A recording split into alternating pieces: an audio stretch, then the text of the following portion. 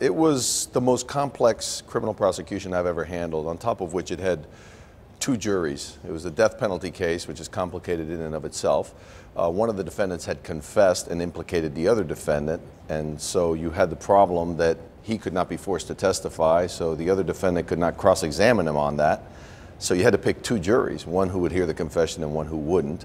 There were just a lot of legal issues you had to worry about on a case like this, not to mention just the length of it. 4.5 months, you're bound to lose some jurors along the way.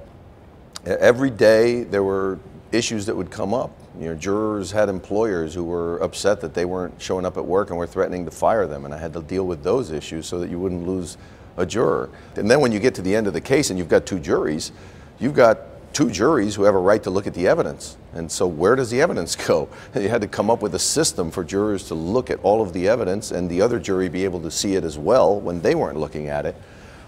Keep the jurors separate because they couldn't communicate with each other. That could result in a mistrial. I think the greatest challenge was the jurors. As a former cop, as a judge, I've seen really difficult, gruesome cases.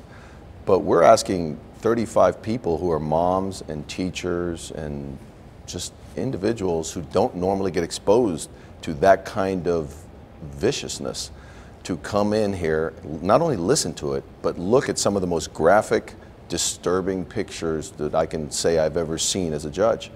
So I think the biggest challenge was theirs, and they did an amazing job. The jurors in this trial were my heroes.